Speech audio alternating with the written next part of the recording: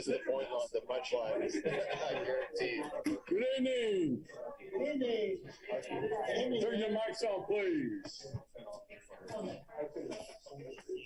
Carol, turn your mic on. Good evening. Welcome to the City of Sugar Land City Council meeting for Tuesday, September the 13th. A little bit about the meeting tonight. We're initially going to open a City Council meeting, which we've just done. We're going to go through a public hearing, which we're required to do. We're going to close that, and then we're going to open a joint meeting of the City Council and the Planning and Zoning Commission.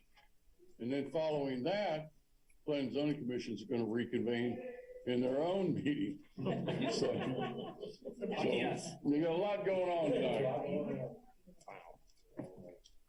Thomas, do we have anybody on item number 2, public comment? No, sir. Let's move to item number 3, public hearing. 3A, public hearing. Receive and hear all persons desiring to be heard on the 2022 proposed property tax rate. We have Ms. Jennifer Brown, our Director of Finance. Jennifer. Thank you, guys. We are here for a public hearing on the proposed tax rate. Members of all of you have started before. This is a slide showing the maintenance operations and debt breakdown of our comparative city tax rates for our peer cities throughout the state. As you can see, we do have the second lowest tax rate among these cities, with the exception of Tyler. And you'll notice that Tyler only has an M&O rate, and that does happen to be higher than ours. They do not have debt, and that is by practice. They just don't issue that to the capital. So overall, we out of these cities, we do have the second lowest rates. Historically, we have lowered our tax rate from 50 cents to the current 0.3465 since 1993. In 2007, we realized that at 30 cents, there was a point where we had to stop lowering the tax rate because you couldn't lower it much more. And so we started managing the impact of the residential tax bills using the homestead exemption, and we have raised that several times, including this year's increase from 12 to 13% that was approved by City Council in June. Little overview on all the truth and taxation process and responsibilities. We have basically 3 pieces to the assessment of properties and setting of tax rates and levying of taxes. We have the Fort Bend Central Appraisal District, who is in charge of appraising and certifying property values within Fort Bend County. Our tax assessor for the city contracts with Fort Bend County for tax assessor collection, and they are charged with preparing our truth and taxation notices and certifying those calculations. And then U.S. City Council are charged with setting the tax rate that is necessary to support the adopted budget within the confines of the truth and taxation guidelines of the no new revenue and the voter approval rate. So back in 2019, the Senate Bill 2 was passed by the 86th legislature, and that bill impacted the terminology, calculations, the deadlines, and the processes that we have to follow. It's established 2 new terms that we now use, which is the no new revenue tax rate, which is basically the tax rate that is required that would generate the same revenue that we generated in the previous year, excluding new values and also adjusting for litigation and settled lawsuits and refunds and things like that. Then we have our voter approval rate, which allows for a 3.5% increase to the maintenance and operations component of the tax rate over the no new revenue rate. This year's proposed tax rate is a flat 0.3465, no change in the overall tax rate. We are proposing to shift 0.8790 cents from the maintenance and operations to the debt service component. And so you can see here the tax rate split would be a little bit over 20 cents to maintenance and operations and about 14.6 cents to the debt service component. We have to follow the truth and taxation process. And so these are the 2 definitions that I've just reviewed with you. And so those calculations, according to the truth and taxation, so our proposed rate you approved on August 16th. You took a record vote to set a proposed tax rate of 0.3465 for this year. We then published a notice with these calculations, the no new revenue rate of 0.318287 and the voter approval rate of 0.359778. We also published notice that the public hearing will be held this evening here at City Hall. It did include the results of the record vote, which was unanimous by City Council. It also included a table similar to this. I've had to condense a little bit just because of the wordiness of the table. But the basic idea is that the tax rate is staying flat. Our average taxable value in Sugar Land went up, and this is after the homestead exemption. So the average value actually went up about 9.5%. The average taxable value, the 1% increase to the homestead brought down that increase to 8.5%. And so then the impact of the tax bill is 8.5% or $100 basically on the average home. And all properties within the city will be generating $63.37 million in tax revenue. So I put this slide in here because there are a lot of percentages that kind of get thrown around. You'll see the overall, the proposed tax rate is 8.86% over the no new revenue rate. That is just a flat total tax rate to total tax rate comparison. The average residential tax bill increase is 8.5% or 8.54. And then the number that gets published or that Mayor will have to quote in, or this actually gets put in ordinance, is that the maintenance and operations component is a 3.82% increase on compared to the no new revenue rate. This statement on the bottom of the slide has already been on our website and states that we would effectively be raising the maintenance and operations component. This is only referencing that portion of the tax rate by 3.82%, but we will be having negative impact on the taxes of a $100,000 home by minus 879, and that is because we're shifting from maintenance and operations to debt. I'm not saying it makes sense. I'm just saying we have to do it. And so that statement has been on our website since the vote on August 16th. With the proposed tax rate, we had previously, over our 5-year forecast, we were showing that we would need a 1 cent increase this year to the tax rate to be able to support the next phase of the 2019 GO bonds. However, the growth in our value allows us to not do that. We're able to shift from the maintenance operations component to the debt component and also accelerate the final drainage and street projects from the 2019 GO bonds. And so we had Sugar Creek drainage improvements on Montclair and then Country Club Boulevard improvements. That was our last drainage and street projects. They're listed together because they're basically the same. One's a drainage component, one's the street component of the same project. We'll be moving that from fiscal year 24 to 23, and that will be reflected in the final budget that will be recommended to you next week. And then the increased revenue on the maintenance and operations component, we'll be setting that aside within the general fund for any inflationary needs because inflation does not seem to be letting up. So this evening, we'll be holding a public hearing, and at the conclusion of the public hearing, we'll announce the date, time, and place for consideration of the vote on the tax rate. So with that, Mayor, I ask you to open the public hearing.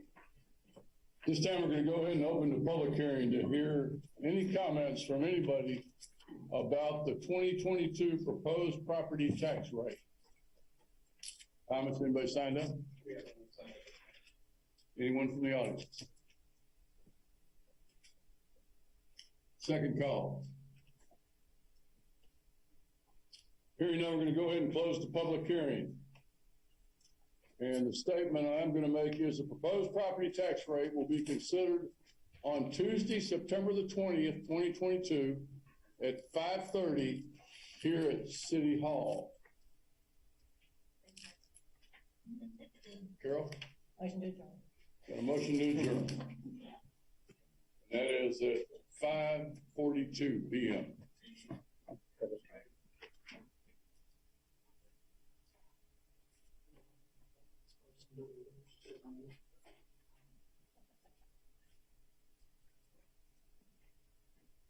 Thomas, you ready? Yes, sir. This time we're going to go ahead and open a joint meeting in the City of Sugar Land City Council and Planning and Zoning Commission. We're going to go ahead and open this for the City Council, and I'm going to turn it over to Matt Gallagher, our Chair of the Planning and Zoning Commission. Thank you, Mr. Mayor. Good evening, everyone, and I will open the meeting on behalf of the Planning and Zoning Commission. Thomas, any comments? No public comments. Let's move to item number 3, workshop 3A, review of and discussion on the mobility master plan. We have with us Monique Johnson, our Transportation and Mobility Innovation Manager, and Elaine Pappas of Traffic Engineers, Inc. Monique. You guys got a fan club. Must be the task force. Good evening, Mayor, Council, Commissioners. Thank you all for being here.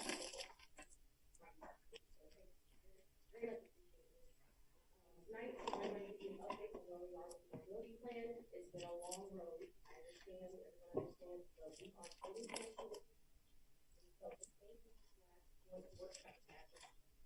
Several workshops using this good document. I do want to recognize our mobility task force. We have Nina Alpha, Jen P. We have Jim Walker, and we have Frank Barbosa, Nasir Hussein, and then Gustavo Rodriguez. They have been, they are a very small portion of a 22-member task force that has been with us throughout this entire, I'm sorry, Tim, I'm sorry. Your fellow commissioner, Commissioner Hart, yes, he's also been throughout this process. Thank you, I'm sorry. But, so yeah, they have been with us the whole way, really stuck by us, really challenged us through the whole process. And so what you see tonight and what you're going to see in the future is a result of their efforts and also the efforts of the community that they represent. So without further ado, I would like to introduce Elaine Pappas, who will start it off, and I'll come back to finish it up. Everybody, it's really fun to be able to talk to all of you together. It feels more lively than when we're in chambers, which are lovely, but this is more fun. Thank you. So, perfect. As Monique said, my name is Elaine Pappas. I've been the consultant project manager on this project since day one, and it's been a really fun project for us to have worked on, and I love our cheering crowd because they really are awesome. It's been really wonderful to work with them, working with residents, and we've had a really great time to come up with sort of the way for us to think about mobility moving forward within the city of Sugar Land. So just a quick update of our agenda, so we all know where we're going to go today. We're going to be timely because we know we've got 6:30 as a hard stop. So we're going to give you an update of where we are with the plan. We're going to discuss and present to you what we're referring to as the Transformative Mobility Network. What does that mean? We'll get into it. We're going to present to you our recommended strategies and action items, kind of how are we going to start using this plan going forward to ensure that we are achieving our vision of superior mobility for the city. We're going to skim real briefly on metrics implementation framework. That's where we currently are as a team working through. How do we take all these great ideas, all this great work, and actually get it on the ground to improve mobility for the residents of Sugar Land? So we'll kind of discuss that high level. When we see you again in December, we'll give you the kind of final kind of bow on all of that as we're sort of working with the city to make sure our recommendations jive with how you guys operate. And then we'll talk about next steps and we'll have a brief discussion. So again, our task force members, they're all here. They're not all here. We've got 6 of them here, which is really wonderful. But they have been really 7 of them. Gosh, Tim, we're awful to you. You made such an impression. Because we're nervous.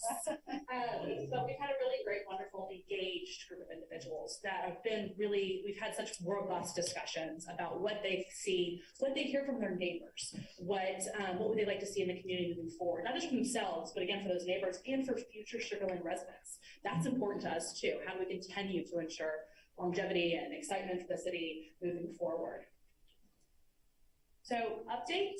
So when we saw you last, it was in August 2021. At that meeting, we presented to you our 5 core values and supporting goal statements. I'll show them to you in a second to remind, actually they're all in front of you. I start every meeting related to Sugar Land with those 5 core values and goals. They're our driving force. They are kind of something that we hope you guys continue to come back to. They are really important. I'll put them on the screen in a second. But we presented the core values. We also presented to you the community feedback about those core values. They really resonated with the community. People really liked and understood and kind of got where we're trying to go. Safety, super important. All the different pieces were really essential. And so we heard a lot of support. And at the end of that meeting, we received concurrence from you all to move forward with those core values and supporting goal statements. So I don't like to read a slide, you all have it in front of you, but I am going to read the core values. So for us to achieve our vision of superior mobility, which we are getting from the comp plan, also nothing is better than superior mobility, we need to be safe and connected, inclusive and accessible, healthy and active, an innovative regional leader, proactive and resilient. These are the things that we always come back to. All of our items come back to this. If we can focus on these 5 items, we really truly believe we can achieve that superior mobility for the city. So again, these are the supporting goal statements that I'm not gonna, again, we've got short times, I'm not gonna read them, but you have them in front of you, and then always sort of think back to these items. So what have we been up to in the past year? So we've had 5 mobility task force meetings. We finally got to meet in person. It's so exciting. Everyone's like, how tall are you? So that's been fun to see people's legs, and it's been really exciting. So we've also since then have met with neighboring cities. You guys are not isolated. The average Sugar Lander doesn't know where your city limits end and start. So we've got to think through mobility at familiar borders as well, and talk to your potential partners, as well as other regional leaders. So Tech Stop, what are they thinking? What is HJC thinking? What City of Houston thinking? These are your partners moving forward potentially. It also allows you to kind of find those things that impact the region, and you guys can be that leader when you have those conversations. We've had those meetings. In June 2022, we had our in-person engagement push, which we actually had our mobility task force members at all of our events. Tim was there too. I got to hang out with Tim, which was real fun, on a real hot day. But we were able to finally talk to the community in person before we've been doing all online engagement, and we actually had conversations. And I actually want to say thank you to a lot of members here who came out and saw us, which was really wonderful. So I really appreciate being able to engage with you guys and engage with your neighbors and talk about the plan, talk about what mobility means to them. Some of them knew about the endeavor, had heard about it, had given it on previous surveys. Some didn't know about it. We're super excited to hear what you guys were doing. We had a story map that is still online, kind of talking through what we've been doing, which we'll do a little bit today. We had a survey, which was really open-ended. We kind of want to get big picture ideas from residents. We've had a lot of engagement. We've heard a lot from you guys. So we're kind of getting those final pieces we haven't heard. And I believe y'all have seen a draft document that kind of summarizes all those findings, that support we've heard from the community on what we're going to move forward with. And then we've had regular meetings with city staff, because at this point we're talking implementation. And again, it's making sure you guys can implement. Okay, so where we are today. So that top, the red bar, was our 2020 push. Task 1, build a solid foundation. There was a lot of data collection, hearing from residents, hearing from our task force, hearing from you all. It was grabbing data. It was looking at previous planning endeavors, really figuring out that foundation for this plan. One thing this plan is going to do is it's going to take all of those previous mobility plans, 3 plans, and put them under one overarching plan. That's something other cities don't do. It's not easy. And so we wanted to make sure we were having to get that strong foundation to do that. And I'm going to talk more about that, what having one plan allows us to do as we go forward. Task 2 was vision and goals. That's what we presented with you guys earlier, the 5 core values and goal statements. What is, again, our driving force for this. And then we would really focus on task 3 and task 4 right now. So we'll talk through task 3 outputs, strategies, and action items, and we'll touch on task 4, which we're currently still finalizing. So the Transformative Mobility Network. As I said, this plan is going to sit under 3 departments: engineering, public works, planning. It's going to be all of your mobility needs. The focus of the city is to move people and goods. So we need to think about people and how they move, all their movements. Also, previously, there was like a pet bike plan, there was a comprehensive mobility plan, there was the master thoroughfare plan. And while they talk to each other and we're pretty well integrated, there's still some gaps you get when you have 3 different plans. So how do we think holistically about kind of mobility across the entire city? And we kind of realized as one, we need to not separate by mode. We need to think about everybody moving, however they need to move efficiently, safe, connected, inclusive, as our core values say. And we also need to think about the city, kind of the entire sort of big picture of how the city gets around in a network. I'm sure you've all experienced this. I was talking to a friend who lives in Houston, and she's like, I'm so mad this street is not getting fixed. This side's fixed, this side's fixed. Why is there this gap? And it's because they're not thinking about a network. You've got to think about a network. You can fix one part, you can fix another part, but how are those parts going to talk to each other if you're not thinking about a network? So we really want to focus network and connectivity and kind of a holistic view of everything, which is the foundation of this transformative mobility network. So what does that mean? Just a big word. The transformative mobility network represents the corridors where investment could have the greatest impact towards achieving the city's mobility goals. So the gold lines in the map in front of you are where we're really gold and green, or where we're primarily focused. If we can focus on moving people safely and efficiently, with people and goods, on this network, we can improve mobility within the city and achieve superior mobility. Thinking about all those core values, what our residents have said they want and want to see. If we can focus on these, we can have the greatest impact to achieve that kind of the next 10 to 15 years is the horizon we're looking at. Now, it doesn't mean there's not great projects off this network. It doesn't mean that we're not going to dive into what's happening in Greatwood or another neighborhood. It just means that on a city level, this network can provide a lot of value when we focus on it. It basically is saying there's no bad choices when you look at these corridors. So how does this play into all the work you guys have done before? So when you look at the existing networks, it correlates together. It feeds into kind of your existing roadway and rail network. Again, all the different pieces, how they connect. It also connects into your ITS systems. You've made a lot of investments in technology, hence that innovative regional leader. We want to continue to do that. You've gotten so much bang for your buck by investing in technology. And so how can we expand upon the work you guys have done there? And then this network is focused on crossing major barriers, like the Brazos, like the UP line along 90A, and all the tech stop facilities. If you notice, they're all red on the map. And that's because I think all y'all know, what staff knows, and what the public has continuously told us was they would like to see safer crossings of those facilities. How do we get ourselves along those facilities and across those facilities? So while they're not part of our network specifically, they're a key part of how we interact with our network. Hence them being part of our map, but honestly on the network, because we don't have full control over tech stops. They're a great partner.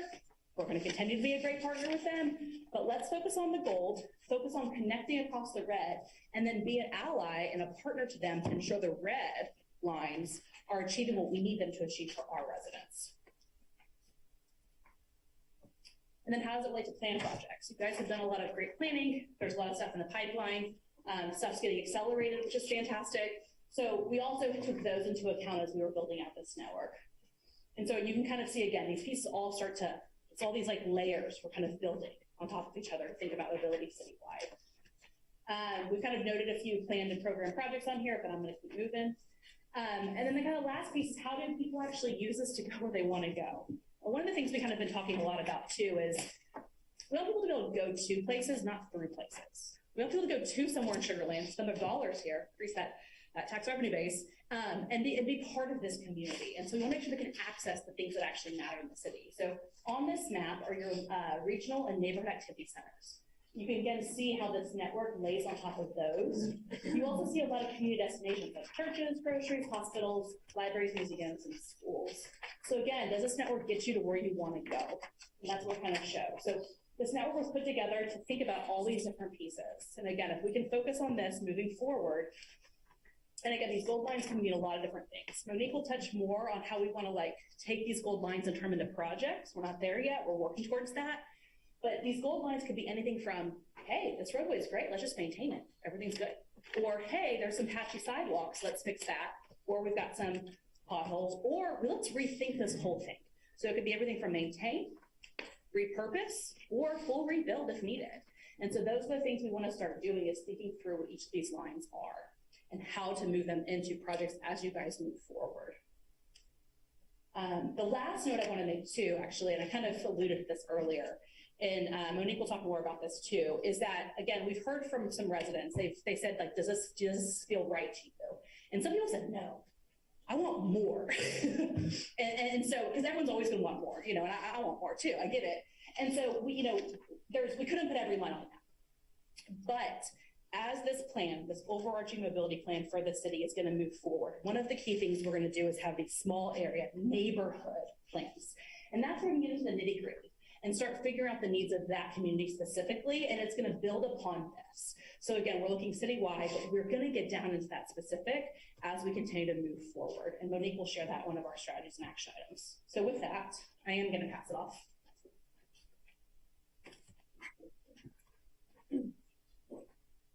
Okay, so we're gonna talk a little bit about some strategies. We have 17 of these that we're gonna talk about, but I am going to highlight a few. And so one of the inputs, we have several inputs for these strategies. So we have the state of mobility, which looks at our existing conditions and how people currently get around. We have our land use plan and other previous plans. So our parks master plan, we have the regional transportation plan, and of course the unified transportation plan for the tech stop. So we look at all of those different plans and incorporate this into our plan. And then of course, like Eleni mentioned, some existing and program projects, our mobility task force, the regional coordination efforts that we've done with surrounding cities and Union Pacific and all of those public agencies, and then the Transformative Mobility Network, which Eleni just touched on, and of course, community feedback, which we've gotten in all kinds of various ways, in person, online. We had an online mapping tool where we were able to build some of this and have some of that be a part of this input as well. So here are the 17 strategies, which you should have in your packet in front of you. I'm not going to go over these again, you could reference them, but they touch on anything from transportation decision-making, streamlining that process. It talks about integrating health into transportation, and it also talks about how we can incorporate resiliency, and as well as leveraging our local dollars with other outside funding sources to implement the plan as well. So the way these are set up, each strategy has several action items. So each action item describes what are we going to do? It pretty much sets up our work plan for the next 5 to 10 years. What are we going to do? How are we going to do it? And then it ties, each of those action items tie back to those core values that are linked over. And so you have different action items that are your planning and coordination efforts. So having meetings, having discussions with other agencies. It's either a specific project. So for instance, there is a specific line item about a feasibility study to get a bridge over the Rights River. So you have some of those things in there. There are programs, new programs, Safe Routes to School. That's something we've been talking about for a while. We possibly talk about it for ISD. So that would be a new program that would come out of this mobility. Of course, policy. There's been previous conversations about the streets policy. It's in our master thoroughfare plan right now. And so we'll have several policies related to that and other things that will come out of this. So here's just an example of one of those. So centralizing and streamlining the transportation decision-making process. We want to continue to engage our mobility task force. We don't want to just have them just go away when we adopt this project. We want to make sure that we can continue to engage them and help us get out into the community through them in their efforts. We also want to develop a Safe Streets initiative. And so this is something that we are actually in a process of coordinating with HGAC to get funding for. Right now, the infrastructure bill has a Safe Streets and Roads for All grant that's open. It closes this week. And we are going to be a joint applicant with HGAC to get this exact initiative going. Once we get that funding for that plan, then that'll make us eligible for future funding for infrastructure projects. So putting things on the ground, but you have to have that plan in place in order to be eligible for that infrastructure money. So this is that first step in making that happen. Built within this is a neighborhood streets program. So that's tied to those other networks that we're actually, as of today, constantly getting requests for several improvements in the neighborhoods. A lot of HOAs are wanting to partner with us to get things built, whether it's sidewalks, bike lanes. We are hearing this even more and more as we speak today. And so we are looking at our joint CIP program to help with this. And so, trying to capture some of the things that we're already doing to get some things done and on the ground. Small area mobility plan and corridor study program. So we also secured funding for HGAC to start this. It's through their local service program. We received, it was one for the funding last year. And so that process is going to kick off in March of 2029. Portland County and several other agencies to get our first small area plan developed. It will be a pilot, so that one going forward as we do this, that will be the framework that we develop in that process as well. And again, What kind of funding did you get? I mean, in terms of dollars? it was 185,000 that we got. And so our match is actually only 10%. So we only have to match 18,000 of that. And so again, what that does, having that Louisville Center study in place puts us in a better position, more eligible for that future infrastructure dollars that's going to constantly be coming, through the infrastructure bill and other, agencies as well. So this is something that's also, ongoing that we're in the process of doing. So another strategy I wanted to highlight is investing in transit to support economic development and regional connectivity. Through this process, we've heard all kinds of needs for transit. And, we have our park and ride system with Fort Bend County, but there are other needs out there that we just never heard of until we did this process. So for example, we have a lot of our hospitals reaching out to us, when they discharge a patient, they don't really have a consistent way of getting them home if they don't have someone to come pick them up. So right now they're relying on Uber, Lyft, and a lot of times that isn't as reliable as well, because you have to have some special accommodations. And so they're wanting to see if there's any potential for us to do more as far as, providing some sort of service for them, whether it's partnering with them, expanding on Fort Bend County's services they have to offer. We also hear for some businesses that, there's a want and a need for more ways to get around Sugar Land. Another thing we're hearing is residents want to go to and from our destination venues like Smart Financial Center, the ballpark, without having to drive all the time. And so people just want that option. A lot, we've heard mixed reviews. I'll be honest, we have heard mixed things, but there are some other things out there, good things that could benefit a lot of the residents in Sugar Land. So that's a conversation we'll have to continue, but I think we're ready to have that conversation with the county and other agencies as well. And then collaborating with surrounding cities. Like I mentioned, this process actually helped spark even more of that collaboration. We've always collaborated with TxDOT on projects and Fort Bend County on projects, but we have Missouri City reaching out to us to collaborate on their mobility plan. So we've started regular meetings with them, understanding that Highway 6 is a corridor that we really need to look at some ITS collaboration with that, beyond the Sugar Land limits. And so we started those conversations and, we're meeting with them regularly. We already meet with the school districts. And so we're going to have more conversations with them, especially about safe routes to school programs. And we're also collaborating with TxDOT. We have the U of H Sugar Land project, but also more projects that are coming. They're having a call this fall for transportation alternatives. So that's, trails, sidewalks, any kind of alternative mode of transportation. They're having a huge call for that this fall. And so we are going after that. We've already been talking and prepping and planning for that as well. So there's a lot of things that are going on as far as funding, that are going to help us, kickstart the implementation of this plan. And then refining the funding process to incorporate leveraging local dollars with grants, partnerships, and other innovative funding solutions. So like I said, grants, we're taking advantage of as many opportunities as we can. There are also some other opportunities that we want to discuss that'll be new. And so when we come back to you guys, we may present some of those new funding opportunities to have a more deeper discussion once we get to that point as well. So metrics implementation framework. So our metrics are set up to ask one basic question: how are we doing with mobility? Anytime someone comes to council, any of the commissioners, staff, we should be able to answer that question in some form or fashion. And so what the metrics do is they are meant to tie back to our vision of superior mobility. They're meant to tie back to our core values. And what they do is they measure how well we are doing at achieving those things with those strategies and action items that we have developed.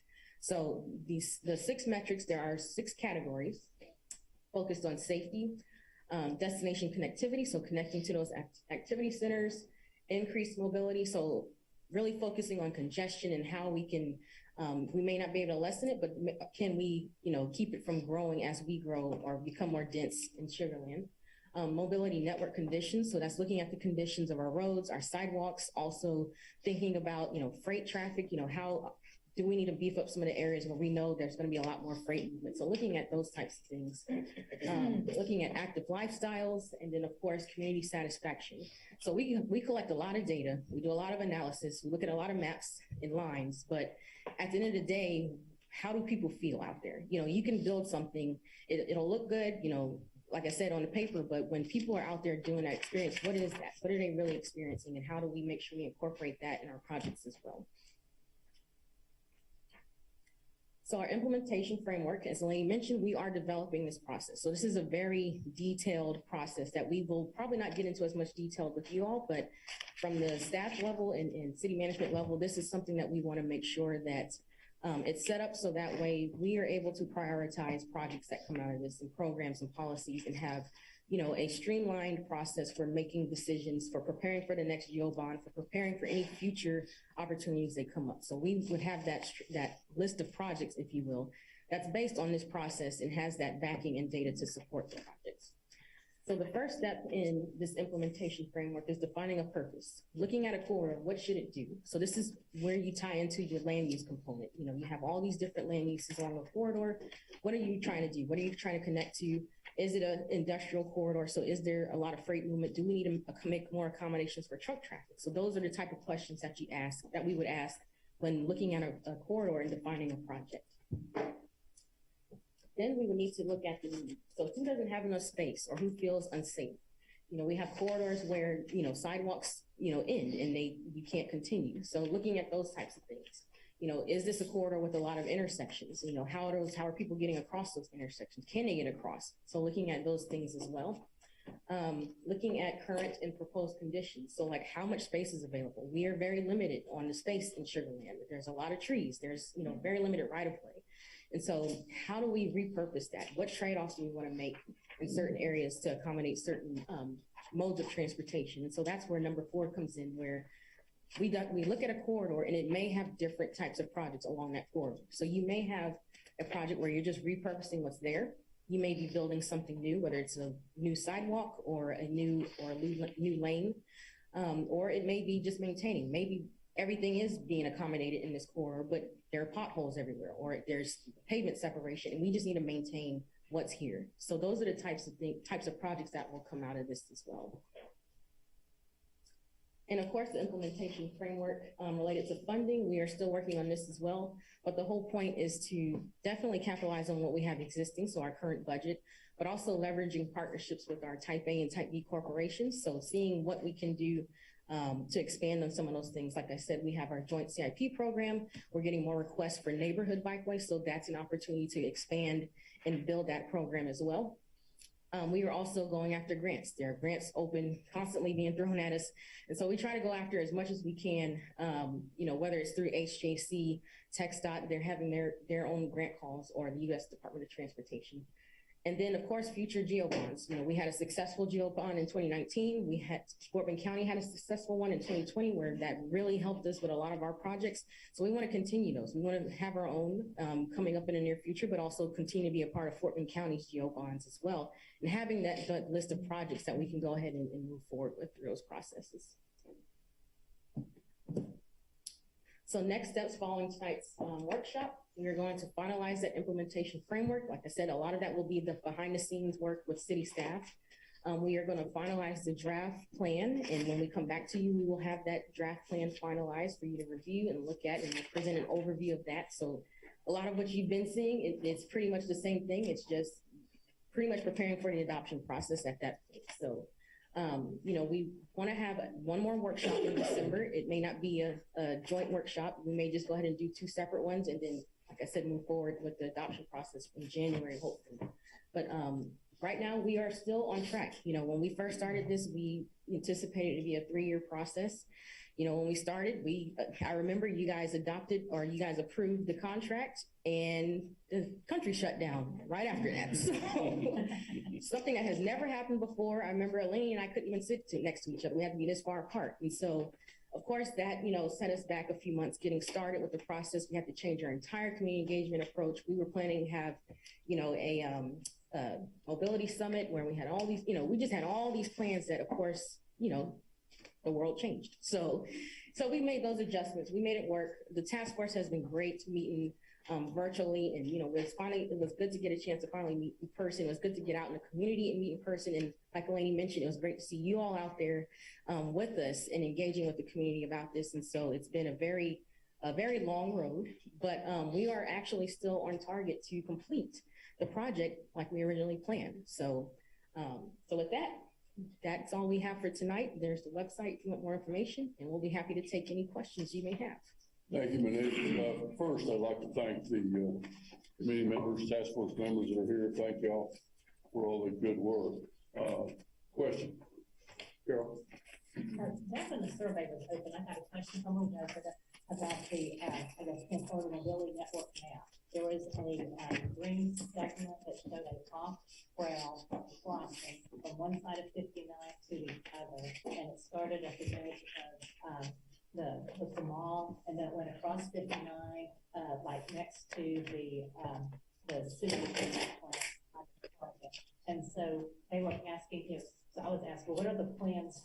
Yes, and they said, how are we planning to have an off-street trail that crosses 59? So I was just sort of curious what that was. So that is actually, I believe that's in our current Penn-Mike master plan, 2013. So that's technically a bridge. It wouldn't be a, That was the big fancy 2013 bridge. That was still that bridge, but I remember that. Yeah, I remember yeah. that bridge, that's the bridge over 59. If you were still asking about it, yes. So, I mean, yeah, again, that's part of those conversations we have to have with Texas. I mean, they're looking at areas to make those major investments like that across their roads, to make those connections. So, I mean, yeah, we just gotta start bringing it to the table. I mean, they've reached out to us about the Brazos River. You know, they have the bridge that they're working on, 59, we have the University of Houston roadway. And so, they're looking for those major projects like that. So, and that's a part of that transportation alternatives funding that's coming up in October and November of this year. So they're looking at $10 to $25 million projects for things like that. So, Like crazy bridge. yeah. Thank you. Thank you, Mayor. And thank you, and thanks the commission of the task force.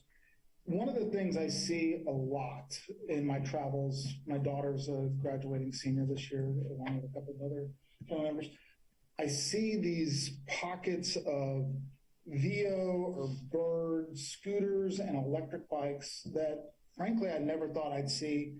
Even at A&M, you see these and they are just packed in there, where the private enterprise has said, we're not going to wait for the city to create this mobility and we're just going to do it. And I want to know, and I don't know if this is for the mobility task force or if this is for council, if we are ready for 50, 100, 300 scooters, electric bikes, whatever, to be dropped at U of H, Sugarland, Town Center, Oyster Creek Park, for citizens to be tooling around town in, because they're not going to wait for 5-10 years for these paths to be built. So our current ordinances do not allow them. I think the only place they may be allowed is Town Square, like here in this area. Is that correct, Lisa? Because we did do some research on that. We've been approached by these same companies all the time, and we looked at it. We talked with legal, and they're not allowed. And so, but that doesn't necessarily stop them from coming, even though they're not allowed. And so, of course, because they become more and more affordable, the electric bike market is huge. Yep. And so is the electric scooter market. Mm-hmm. Actually, I saw one yesterday. And we used to have a guy that rode past us in our neighborhood on a Segway that used to travel back and forth. Everywhere I go in Sugarland is about 1.5 miles.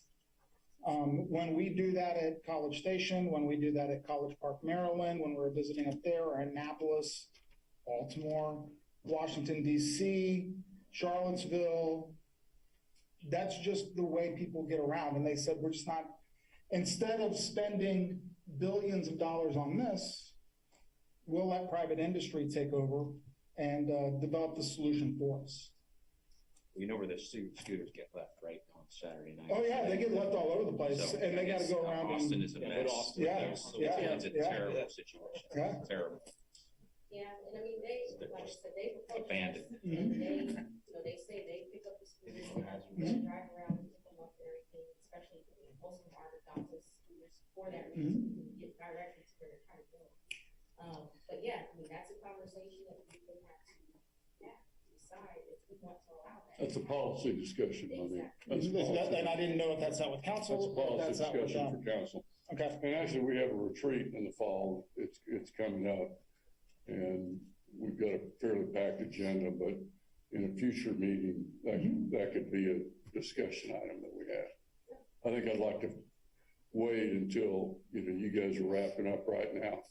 Let's get this thing wrapped up and then we can have those policy discussions. thank you, Mayor. Thank you. Jennifer? So you have in here a plan to hire a grants coordinator. In what fiscal year were you thinking of doing that?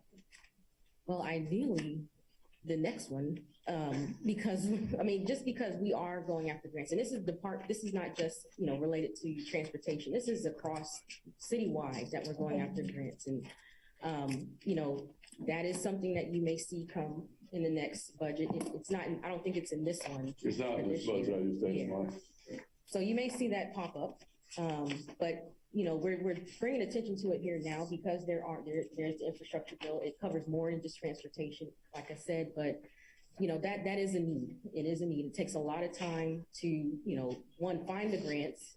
Then you have to make sure things, you have the projects that are eligible for the grants, and then you have to do the application process. And that's, anywhere from 50 to 100-page writing to state your case, getting letters of support. There's a lot of legwork that goes into applying for these grants. And so that's actually a need now, to be honest. But that is something that you'll see coming. All right. Well, So on the slide on page 53 or slide number 53, this is a really nice chart right here to help us understand like where we are with grants and what particular topics you have here. It'd be nice if that was blown up a little bit bigger to see. And then dollar amounts associated with that for the next meeting. So this is coming. This will be a part of the mobility plan. We're still working. The mini slides. But that's a nice one. But what it says, I don't know, this part really is small, but It's hard to read. and then, right here, the library, improvement, Washington corridor intersection improvement, new roadway, safety improvement, maintenance. And then you have your funding source for the line. So this may expand on it, but this is essentially what that funding matrix would look like for us to start making decisions and prioritizing and funding projects. So these are all future projects in this grid. Are any of them in process right now? No, this is just a general overview of what that framework is going to look like. Okay. So we will have real projects that will be, I guess, put into that matrix. Yeah, thank you. That framework, and we'll use that going forward. I got one more question. follow Different topic, Fort Bend County Transit. So you have in here expanding marketing with talking with them and seeing if they can expand their services into Sugar Land. That program usually just goes into Houston, into the medical center, and that's it, right? Right now, they service the Greenway Plaza, the medical center, and And then they'll do they'll pick people up and take them wherever they. yeah, they have the on-demand service. Mm-hmm. So it's called on-demand service. Mm-hmm. But they come to the hospital. And they are trying to secure more buses to get to downtown Houston as well. So it's their park and ride system right now. You gotta follow up or you don't believe it. I will wait and see the information that comes back to us. So the marketing, right now we help with them. We advertise it on our website and people go there and they can make reservations and stuff too. But Transit gets a major amount of their dollars from the federal government through HGHC. Mm-hmm. So I see the funding coming through. Some of it, I think we provide 80,000, Mike, is what we. 70. Yeah, we have an agreement Yeah, for 70. We provide a small amount. I've just gotten feedback that that's not the most efficient process to reserve a seat to get around town. It's more for getting into Houston and coming back, Okay. more so than getting around Fulton County. Well, I think efficiency is a different question then. We can pass along to Perry Dorman and her team if they need to work on that. And we did hear that through our surveys as well. So Same. it's the exact same. Mm-hmm. That is all. Anyone else? Dan? Oh, yeah, then. Yeah, is there provision in here to account for the changes to the transportation network, to the mobility network related to COVID? And what I'm saying is demand, are the demand models tweaked to recognize that and know that I work from home 3 days a week, and consequently I won't be using that road as often, and so forth and so on. So is that accounted for overall? Yes, that's accounted for all the way at the state level down to the local level. Everybody, is accounting for the telework, the fact that you still have your traditional peak hours, but it's not as much. You start to see the traffic spread throughout the day because of the now they can go places, throughout the day. It's just easier, it's more convenient. So, of course, there's still congestion, traffic out there, but now it's more of a spread throughout the day versus really we're only having it to the peak. That's on the field. Is there provision for it? Is it translated into the other modes? Yes, so this is based on, response time for fire, the trail system data. We've seen an increase in trail users. This is from parks, fire, pretty much everybody is seeing more users use the trails, and they're having to respond more because there are more people on the trails. There are, like City of Houston, they have a counter system, like a permanent counter system, and they've seen increases in people using their trail network.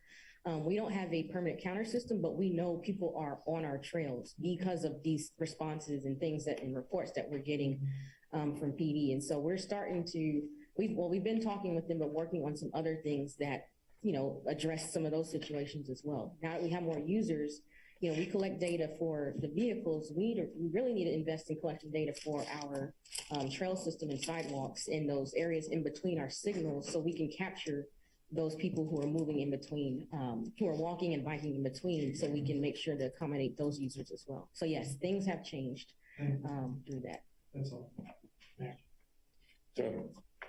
So I could have missed it, but redevelopment and economic development is only mentioned in the context of transit. And then when we think about redevelopment, I think it would be useful for Planning and Zoning Commission to have some specific guidance as we move through the completion of this plan on how we could implement this vision into the planning process, which obviously you all are going to think about. I think that comes in kind of two ways. One is the kind of straightforward connectivity, the traffic impact analysis, all of those kinds of things that we often get. What I think is less common for us, and often I tend to harp on it, but thinking about, we tend to utilize the perimeter of projects to satisfy, where a sidewalk's going to go or where amenities are going to be placed. And I'd like to challenge that thinking on the front end so that we put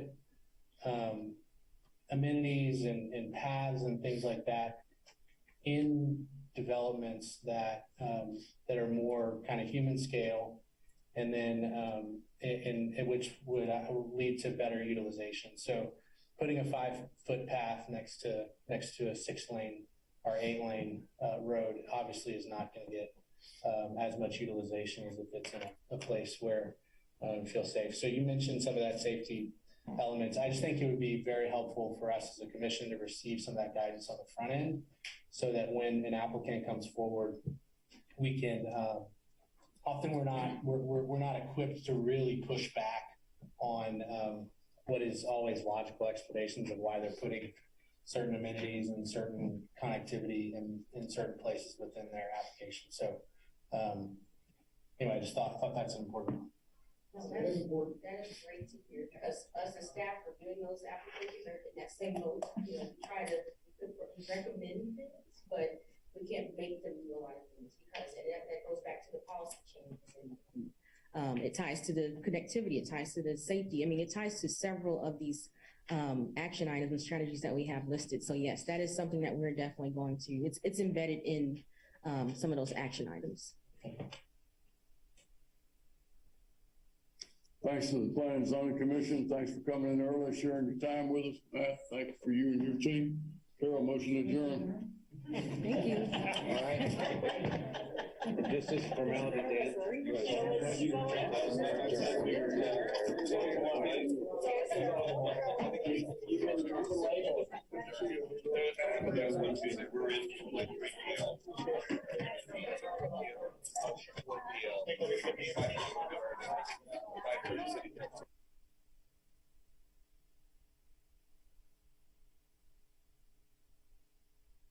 Recording stopped.